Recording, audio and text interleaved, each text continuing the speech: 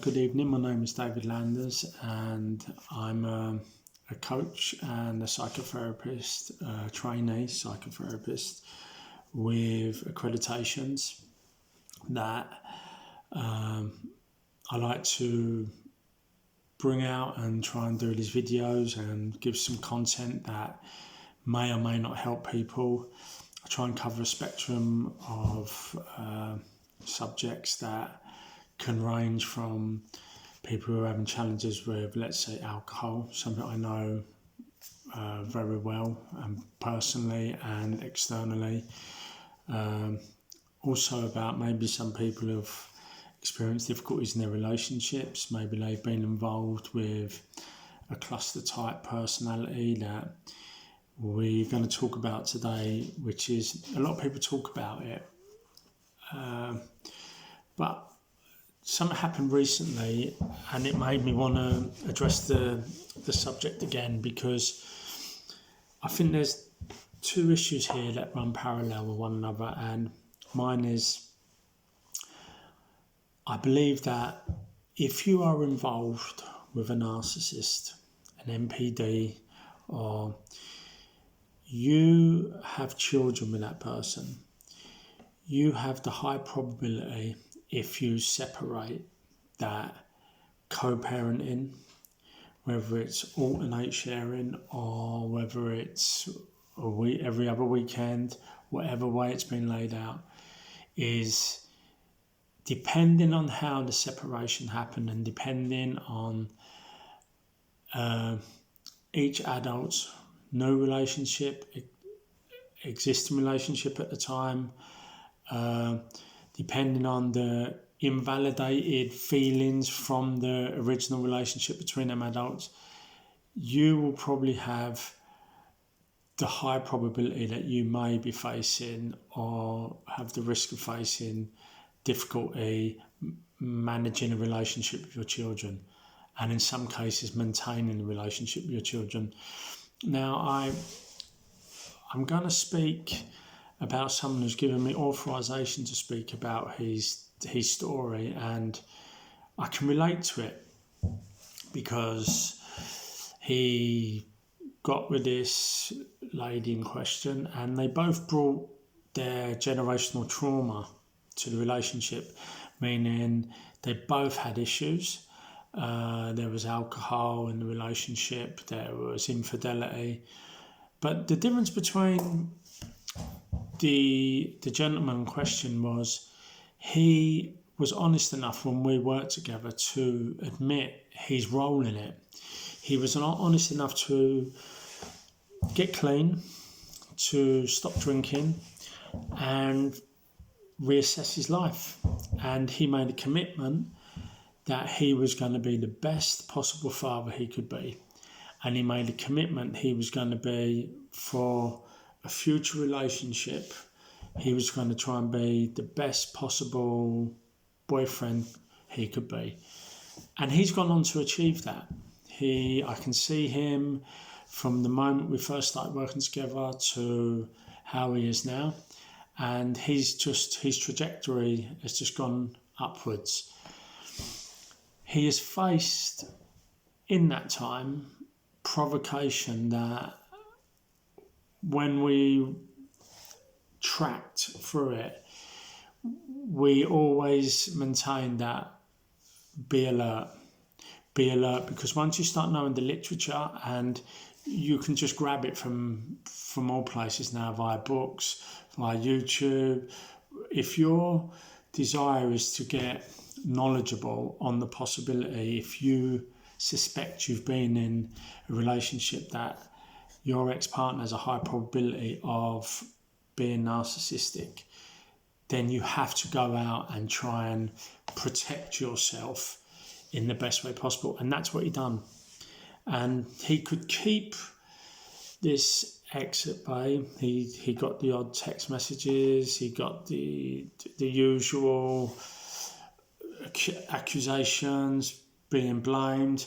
There were some messages that were left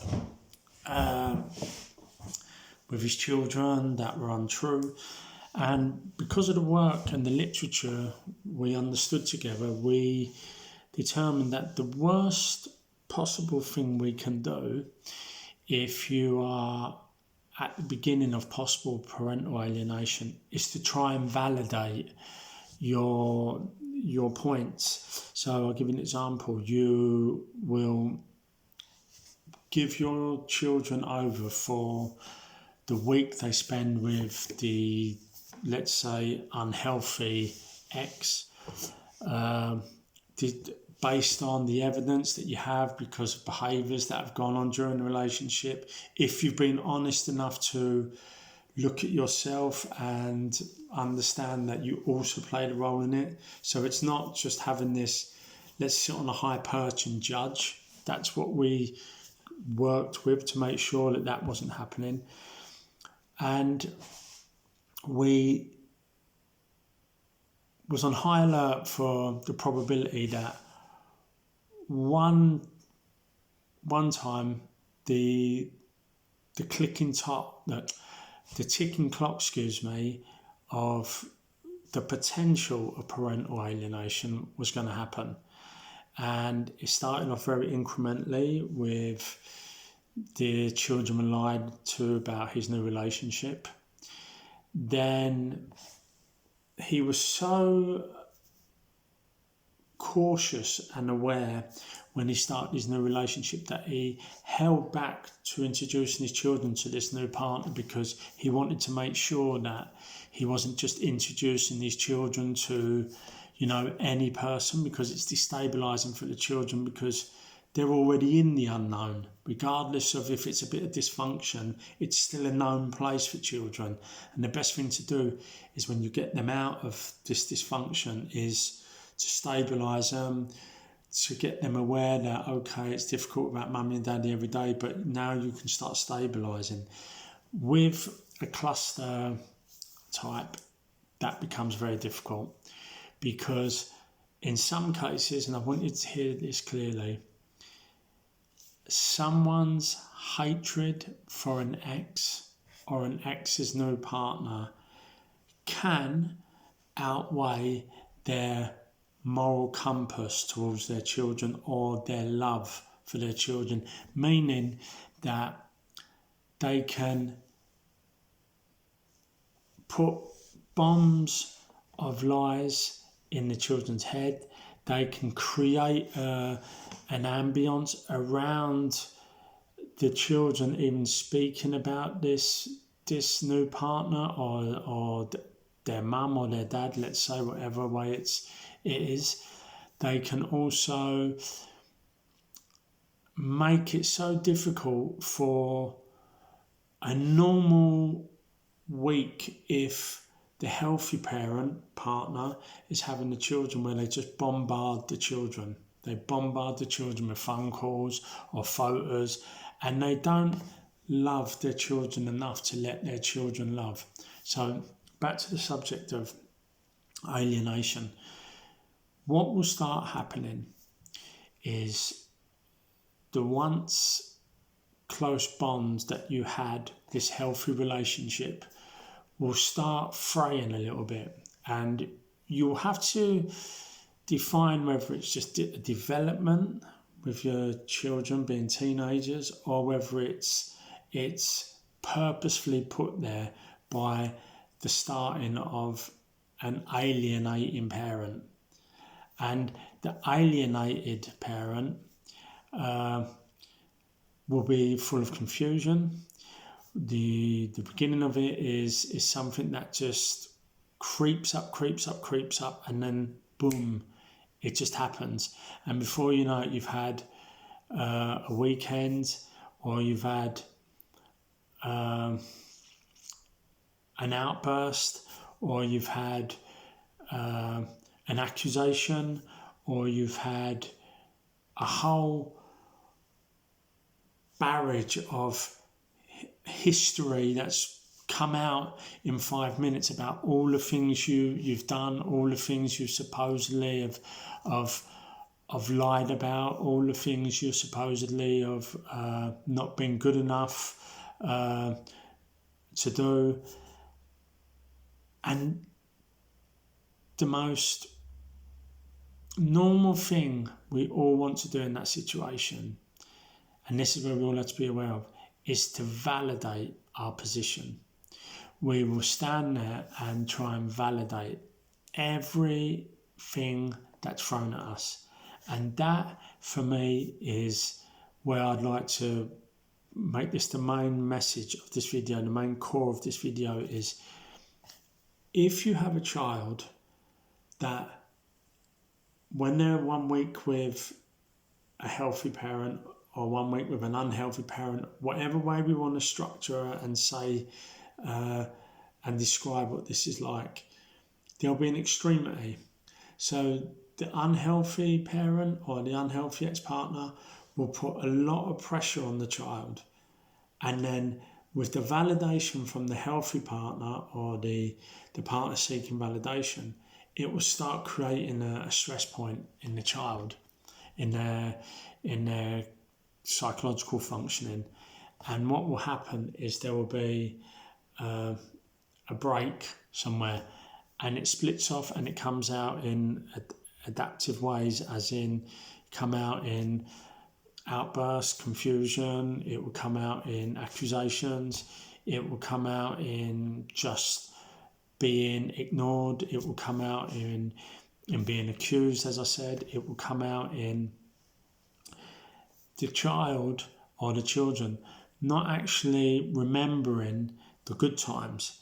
They will just be programmed to remember A, the difficult times, and B, they'll also remember times that didn't really happen that way. And it's difficult to try to unravel from that without creating that stress point. So my number one tip here is, if that is starting to happen to you, give yourself time to breathe. When you pick them children up, when you pick that child up, you must be prepared. Know the ex-partner. Know the possibility that there's been a week of, I wouldn't say every day, every moment, but there's probably been little bomb drops. Oh, mummy said this, or daddy said that, and it will be just enough to create enough doubt in your child's mind that when you pick them up, if you're paying attention, you will notice that there's been a shift. And you must just give yourself time. If your child comes out and starts huffing and puffing and huffing and puffing, you can let that settle, wait 24 hours, have a bit of breakfast together, have some lunch together, suggest some nice things. This is at the very beginning, guys. I'm not talking about if it's 6 months down the line and it's the alienation is 6 months down the line or a year down the line. This is at the very beginning. You try to release that stress, that tension, as we were talking about, and you validate the child's confusion in the sense of put photos, I mentioned before, keep photos of fun times you had with them. Keep memories alive with board games or cards, or talk about their interests, talk about what they're doing at school, and be prepared for a few bumps along the way in the very beginning of these.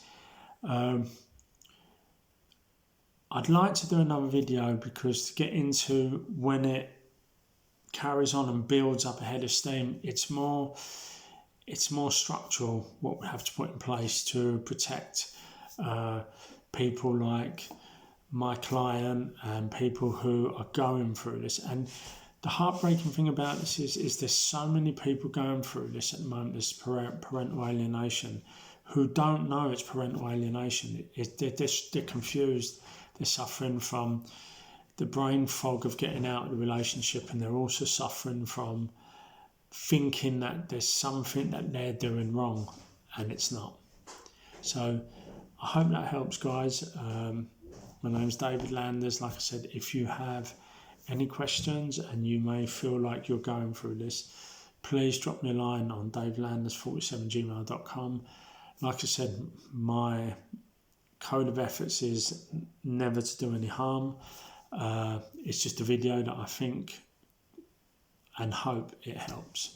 So thank you for listening, and good evening.